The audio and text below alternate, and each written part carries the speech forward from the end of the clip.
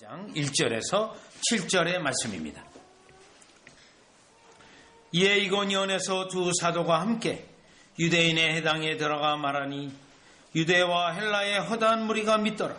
그러나 순종하지 아니한 유대인들이 이방인들의 마음을 선동하여 형제들에게 악감을 품게 하거늘 두 사도가 오래 있어 주를 힘입어 담대히 말하니 주께서 그들의 손으로 표적과 기사를 행하게 하여 주사 자기 은혜의 말씀을 증언하시니 그 신의 무리가 나뉘어 유대인을 따르는 자도 있고 두 사도를 따르는 자도 있는지라.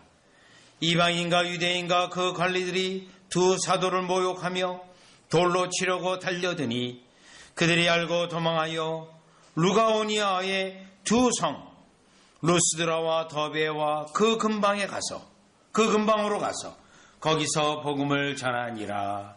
아멘.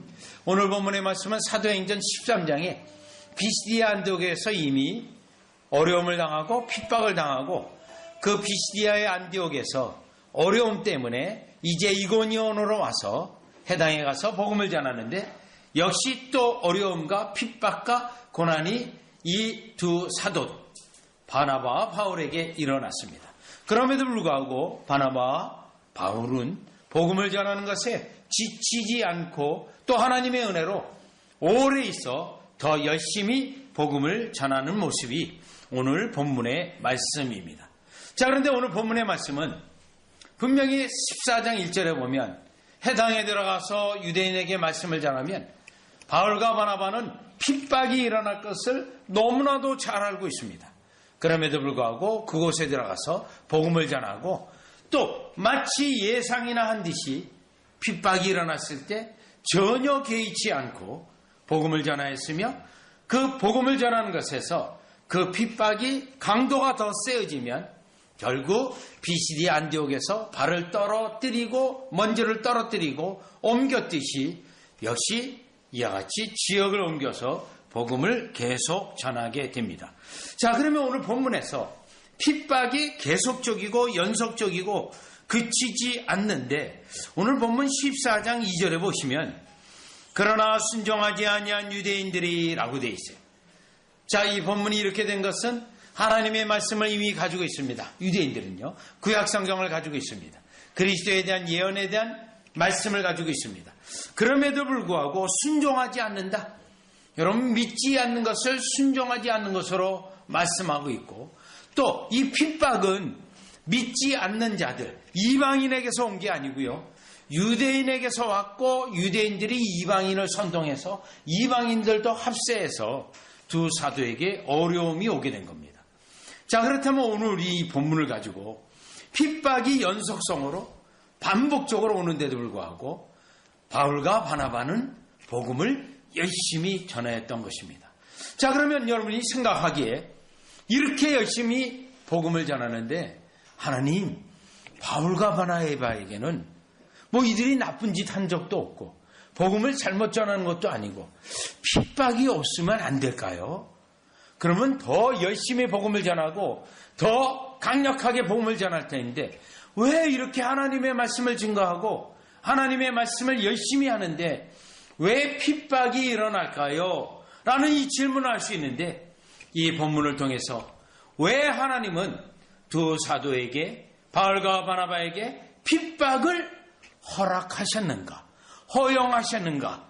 그리고 이 핍박을 통해서 고난을 통해서 하나님의 계획과 하나님의 목표와 또 우리에게 향한 유익은 무엇인가를 우리가 오늘 본문을 통해서 살펴보려고 합니다. 왜냐하면 우리 예수님은 사도행전 앞서서 훨씬 이전에 마태복음에 보면 예수님이 사도들에게 말씀한 바가 있습니다.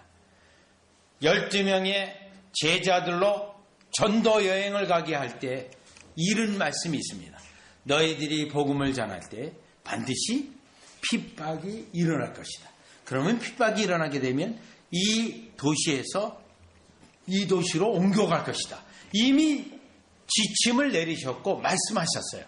자, 이 말씀에 이미 알고 있는 사도들이기 때문에 사실 이 두 명의 복음 전도자는 핍박에 대하여 오늘 본문을 보면 전혀 개의치 않고 왜 나에게 이 어려움이 라고 항의한다거나 자기들의 의로움을 나타내거나 그러지 아니하고 핍박을 마치 당연한 듯이 담당하고 있는데 이 핍박 속에는 하나님의 계획이 있고 우리에게 유익이 있기 때문에 그렇습니다. 자, 그러면 첫 번째로 오늘 본문 14장 1절이에요. 첫 번째, 이에 이고니온에서 두 사도가 함께 유대인의 땅에 들어가 말하니 유대와 헬라의 허다한 무리가 믿더라.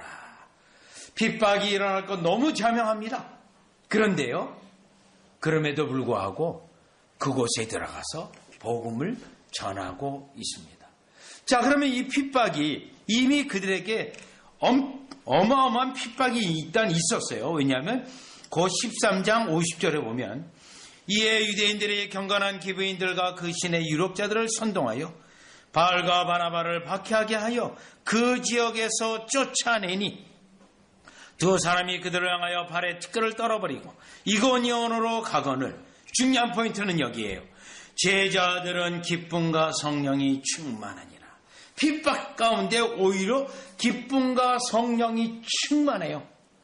여러분, 우리 주님이요, 우리가 환난을 당하고 고난을 당하고 어려움을 당하고 특별히 복음을 전할 때 핍박을 받을 때 동시에 주시는 은혜가 있어요. 핍박도 주시지만 기쁨과 성령의 충만함도 주세요. 성령 충만함. 그러면 이 핍박 가운데 주님의 은혜를 주신 그 증거는 14장 1절에 핍박을 허락하신 이유가 분명히 드러나요. 그 이유는 주님이 그들의 성실함을 확인하는 기회가 되어집니다. 가룟 바나바와 바울은 하나님이 핍박을 당하는데 은혜를 베풀었어요. 기쁨이 있고 성령 충만이 있어요. 그것은 이들이 더 열심히 복음을 전함으로 주님 앞에 성실함을 그들이 나타내야 되는 겁니다. 성실함을 주님 앞에 보여드려야 돼요. 여러분, 여기서 우리 주님은요, 그 은혜가 헛되게 돌아왔는가, 그 은혜가 되었는가를 확인하는 거예요. 우리 주님은 은혜를 베풀고 이 은혜가 이 사람이 진짜 은혜로 받는가 아니면 헛되로 받는가, 아니면 이 사람이, 이 사역자들이 진짜인가 아니면 가짜인가, 그것을 우리 주님은 늘 확인하세요. 그리고 은혜를 주시고 그 은혜에 대한 반응이 어떻게 나타나는가를 우리 주님은 꼭 보십니다. 여러분에게 우리 주님이 은혜를 베푸세요. 그럼 여러분들은 어떤 반응을 해야 돼? 감사하는 거로, 성실함으로 반응을 하고 보여드려야 돼요. 보여드려요. 여러분이 보혈의 은혜를 받았어요. 그러면 나 구원받았다. 그러면 구원받은 이후 제 용서함을 얼마든지 받을 수 있으니 마음껏 내 마음대로 살아가자. 아니에요. 은혜를 받았으니 이제 주의 계명대로, 주의 말씀대로, 주의 뜻대로 살아가겠습니다라고 하는 성실함을 보여드려야 되는데, 때로는 우리에게 핍박이 일어날 때 우리 주님은 과연 은혜를 진정으로 받아서 성실함으로 나타내는지를 확인하고 있다는 거예요. 왜냐하면 마태복음 13장 21절에 보면 하나님의 말씀을 받을 때 기쁨으로 받아요. 그런데요, 본문에 보면 말씀으로 말미암아 환난과 핍박이 일어날 때에는 곧 넘어지는 자라고 되어 있어요. 곧 넘어지는. 환난과 핍박이 일어나는 걸 통해서 진짜는 세워지고요, 가짜는 넘어지게 되어 있어요. 그래서 오늘 본문, 우리에게 하나님이, 예수님이 복음사역 가운데, 여러분이 삶 가운데 핍박이 일어나고 고난이 일어나고 어려움이 일어나는 것은 우리 주님이 진짜인지 가짜인지 확인하기도 하고요, 여러분이 그 은혜에 대하여 성실함으로 응답하는지를 확인하기 위하여 이와 같이 우리에게 핍박을 허락하신다는 거예요. 그러면 여러분, 핍박을 허락했을 때 우리가 원망하거나 불평해서는 안 돼요. 성실함으로 보일 때 그 성실함은 무엇으로 돌아오냐면 14장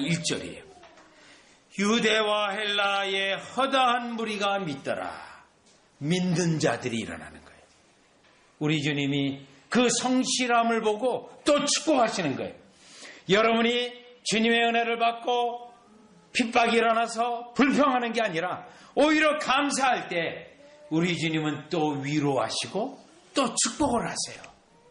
그래서 우리는 때때로 축복, 하나님께 감사할 때, 감사할 수 없는 상황에서 감사할 때 그 감사는 우리 주님의 축복으로 다시 돌아온다라고 말을 하기도 해요. 조나단 에드워드 같은 경우는 고난받을 때, 특별히 고난받을 때 감사하는 것은 반드시 축복으로 돌아온다라고 말하기도 합니다. 오늘 본문이 바로 그와 같은 본문이에요. 여러분 14장 1절 다시 보세요.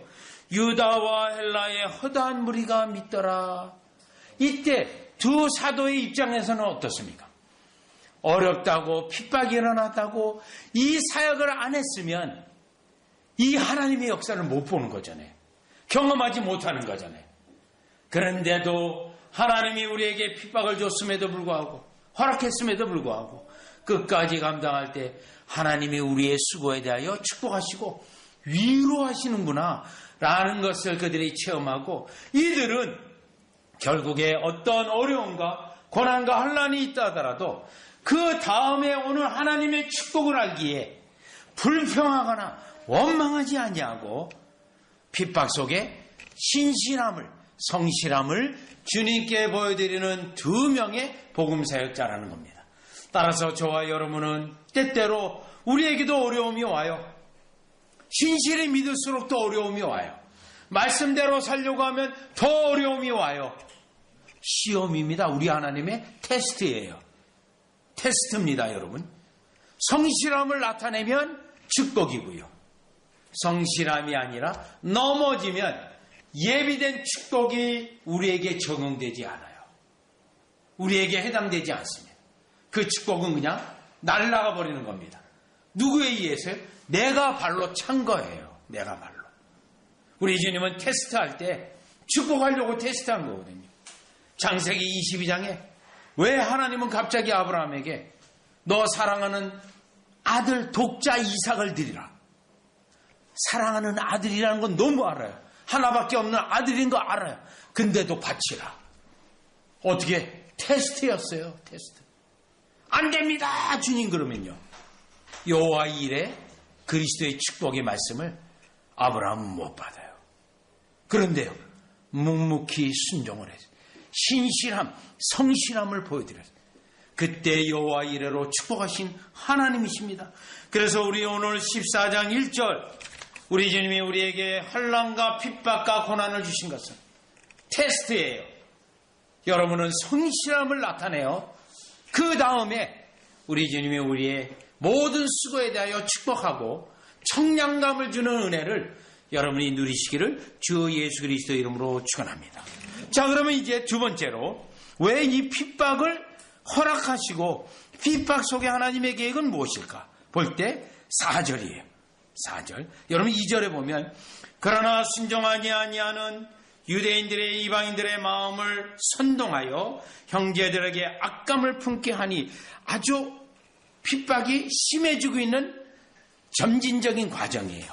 악감을 품게 하니 결국은 4절 그 신의 무리가 나뉘어 유대인을 따르는 자도 있고 두 사도를 따르는 자도 있는지라. 여러분 여기 유대인을 따른다. 여러분 14장 2절에 보면 선동한다 이라고 되어 있어요.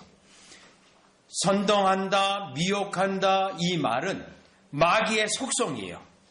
요한복음 8장 44절을 보면 마귀는 처음부터요. 거짓말하는 자요, 선동하는 자요. 왜요? 거짓말이 먹히려면 선동을 해야 돼요.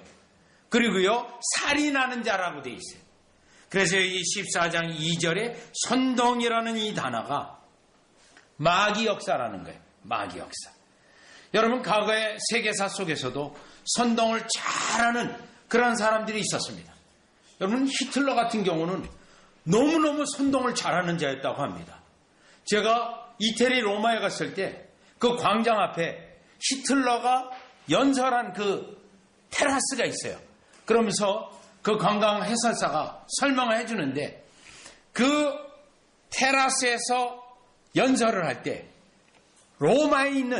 이태리 로마에 있는 사람이 다 그 광장에 모였대요. 얼마나 연설을 잘하고 선동을 잘했는지. 여러분, 이러한 경우는요, 마귀의 역사입니다. 전형적으로요. 우리는 선동에 의해서 되는 게 아니고요, 하나님의 성령에 의한 감동으로 되어지는 거예요. 그러면 이 선동이 되어질 때 그들은 폭력적이고 혈기적이고 또 사악하기도 합니다. 그래서 4절에 보니 시내에 그 시내의 무리가 나뉘어 유대인을 따르는 자도 있고, 선동에 넘어가는 자예요. 두 사도를 따르는 자도 있는지라. 자, 여기서 나타나는 역사가 무엇이죠? 마귀의 역사와 성령의 역사가 쫙 갈라집니다. 여러분, 핍박을 통해서 나타나는 유익은 마귀의 역사, 마귀의 자식, 하나님의 백성, 성령의 사람, 하나님을 이와 같이 믿음의 사람이 구별이 되어집니다. 언제요? 핍박의 때에 특별히 이 역사가 일어납니다. 그래서 요한 1서 2장 19절, 21절, 26절인데요. 한번 가볼게요. 하나님의 백성과 마귀의 사람이 이 핍박 가운데 어떻게 분리되어지고 이와 같이 나눠지는지 보겠습니다. 요한 1서는 신약성경 390페이지예요. 390페이지 보시면 390페이지. 자, 19절입니다. 요한일서 2장 19절, 18절, 19절 먼저 보겠습니다. 아이들아, 지금은 마지막 때라. 적그리스도가 오리라 한 말을 너희가 들은 것 같이 지금도 많은 적그리스도가 일어나, 거짓 선지자가 일어났어요. 마귀 역사예요. 마귀의 수단들이에요. 적그리스도. 그러므로 우리가 마지막 때인 줄 아노라. 그들이 우리에게서 나갔으나. 아까 유대인에게 따라가는 자들, 또 바울을 따라가는 자들로 나뉘어져요. 19절이 나뉘어지는 거예요. 그들이 우리에게서 나갔으나, 분리가 됩니다.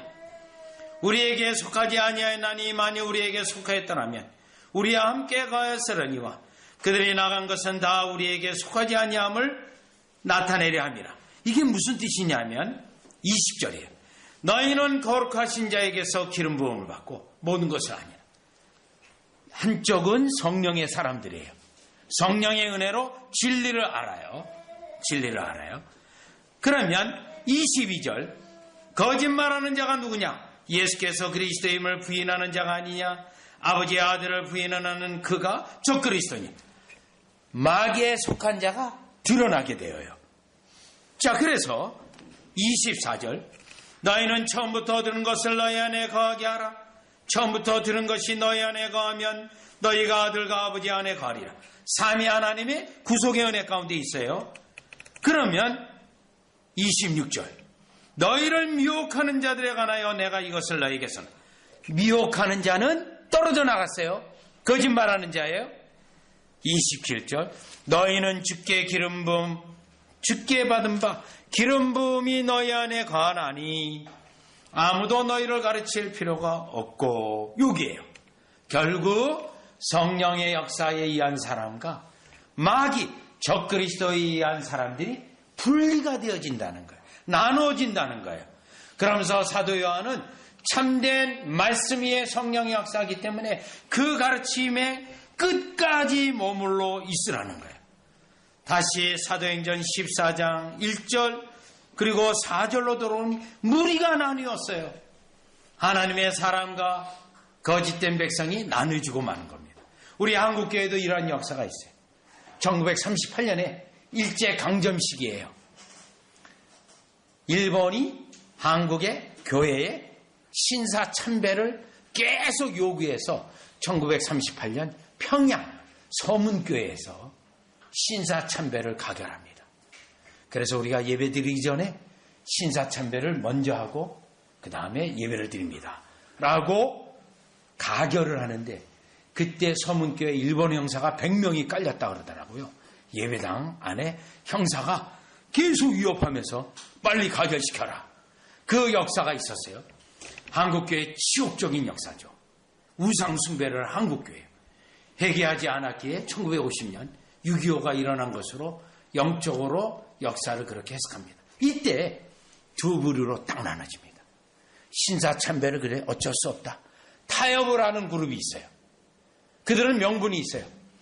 그래도 우리가 예배당도 지키고 교회를 지켜야지. 그러기 위해서는 어쩔 수 없이 이 신사참배를 해야 되는 거 아니냐. 그런데 분명히 1계명하고 2계명 어기는 거예요. 그걸 반대하는 그룹이 있어요. 신사참배 반대 그룹이. 그들은 산으로 들러 만주로 다 도망갑니다. 그리고 만주로 가서 거기서 예배를 드리고 흩어졌어요. 그런데 문제는 1945년 8월 10일 해방돼요. 그들이 다시 교회로 들어옵니다. 신사참배한 그룹하고 신사참배하지 않은 그룹하고 대격돌이 일어납니다.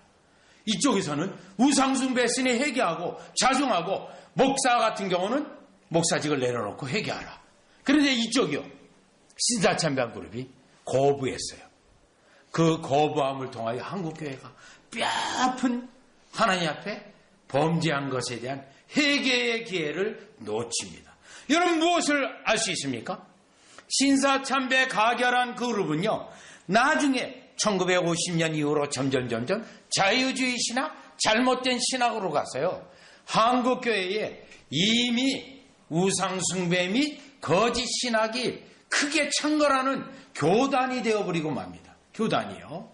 자, 이 사건은 결국 1938년 신사참배라는 큰 환난과 핍박과 고난이에요. 한국교회.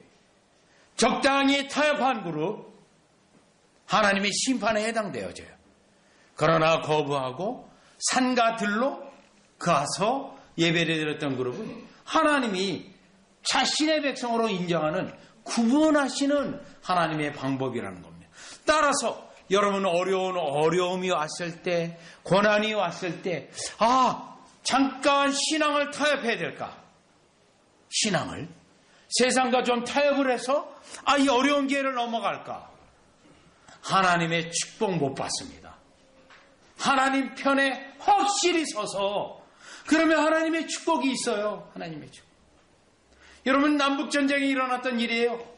1860년 남군하고 북군하고 전쟁을 하고 있어요.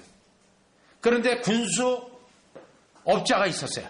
군수 납품하는 거예요, 물자를. 그런데 이 사람은 남군에도 납품을 하고 북군에도 납품을 해요.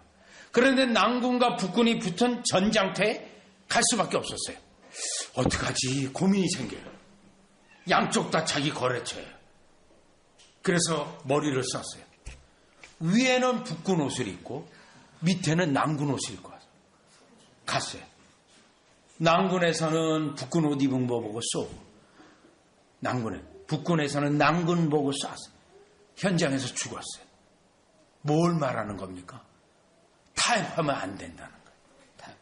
하나님 편에 확실히 서서 성령의 사람, 핍박이 일어날 때 특별히 그래요, 여러분. 어려움을 당할 때, 여러분에게 결정적인 어떤 결정을 할 때 우리 주님이 시험하기도 하고요. 여러분이 믿음을, 진정성을 드러낼 뿐만 아니라 성령의 사람의 편에 서야 우리 주님이 여러분에게 인정하고 복을 주시는 주님이라는 것을 우리는 확실히 압니다. 자, 그러면 본문으로 돌아와서 다시 세 번째. 왜 주님은 이 핍박을 허락하셨는가? 세 번째가 있어요. 5절, 6절, 7절이에요. 이방인과 유대인과 그 관리들이 두 사도를 모욕하며 돌로 치려고 달려드니 그들이 알고 도망하여 루가오니아의 두 성 루스드라와 더베와 그 근방으로 가서 거기서 복음을 전해요. 여러분, 이 교회의 핍박이 세 번째 유익이 있습니다. 복음의 확장을 가져다줘요. 복음의 확장. 여러분, 이 말씀은 사실 우리가 이미 살펴본 거예요. 사도행전 7장에 보면 스데반 집사의 죽음을 통하여 제자들이 흩어져서 복음을 가지고 온 땅에 전파하게 되는 역사가 있는데, 스데반의 순교가 결정적이에요. 순교. 그래서 우리 주님은요, 이와 같이 핍박을 통하여 오히려 복음이 더 멀리 전파되게 하는 건데, 이거를 어떤 신학자가 이 표현을 이걸 어떻게 했냐면, 여러분 봄에 꽃씨가 날리잖아요. 꽃씨가 날리면 그 꽃씨가 막 널리 가잖아요. 그래서 그 널리 가서 전혀 뿌려놓지도 않았는데 어떻게 이 풀이 여기에 나지? 여러분 여기에서는 너무나 매년 봄마다 체험해요.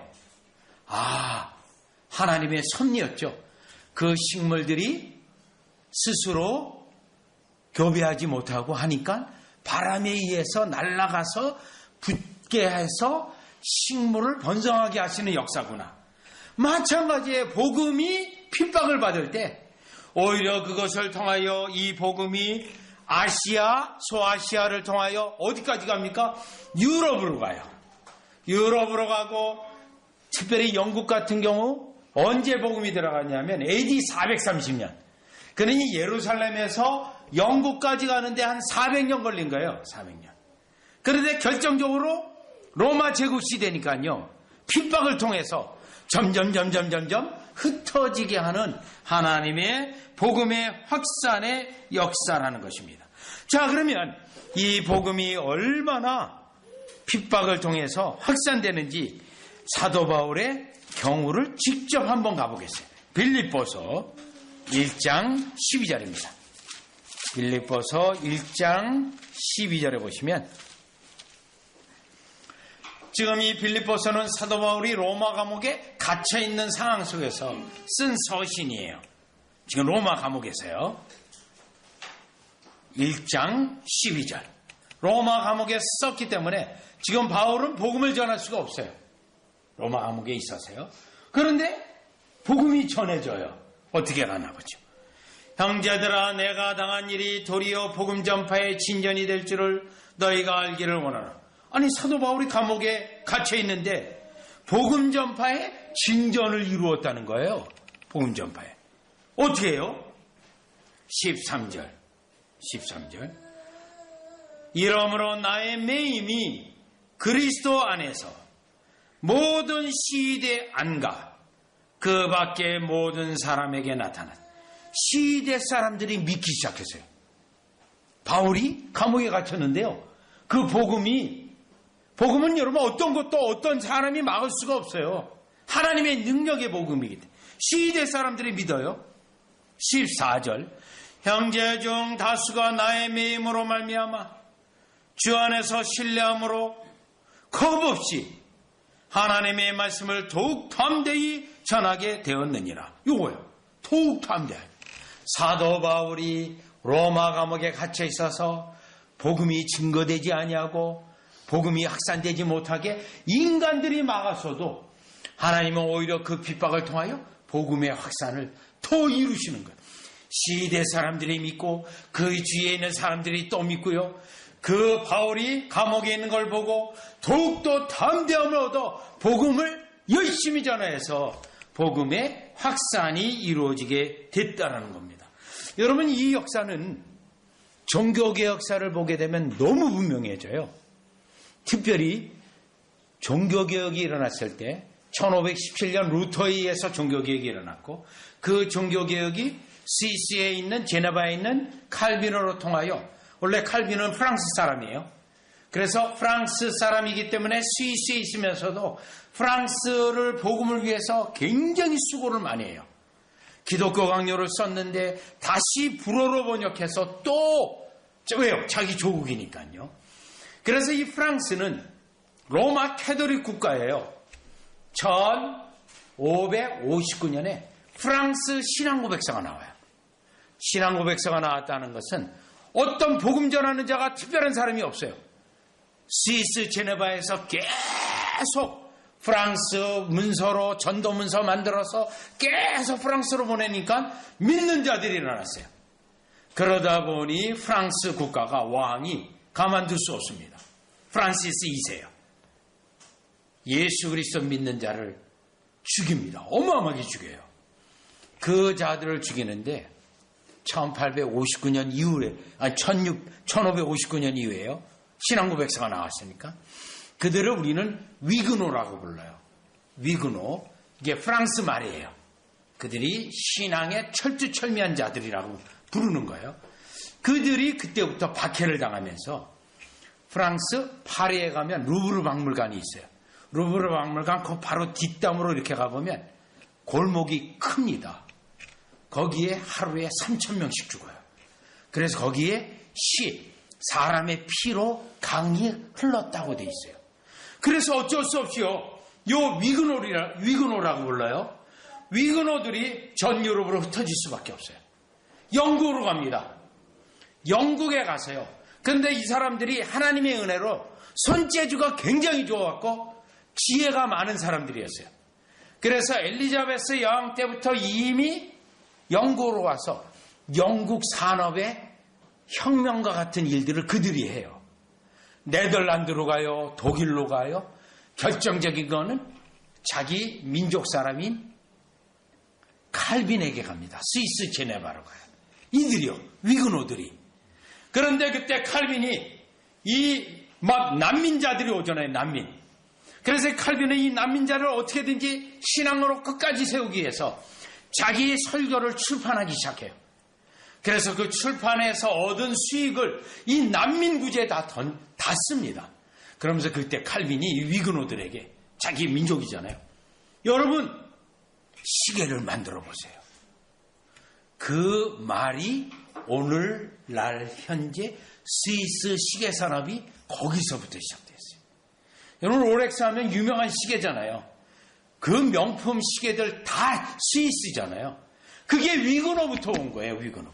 프랑스 사람들인데 핍박을 피해서 다른 지역으로 가서 그래서 위그노들을 환영했던 유럽의 나라들은 다 선진국이 됩니다. 영국, 네덜란드, 스위스 할 것 없이요. 자, 프랑스에 신앙이 있는 자들의 박해를 통하여 복음이 확산되어지고 그 복음을 그들을 환영했던 나라들은 경제적으로도 부강했어요. 또 너무너무 영국 1620년 당시 신앙 때문에 핍박을 하니 메이플라워를 타고 청교도들이 아메리카로 가요. 그래서 그 아메리카가 청교도로 나라가 세워집니다. 역시 핍박 때문에 도망간 자들이 나라를 일으킨 거예요. 무엇을 말하냐면 하나님께서는 핍박을 통하여 자신의 백성들이 복음을 가지고 흩어지기 원했고 그들에게 또 복을 주셔서 심지어는 역사 속에 나온 증거예요.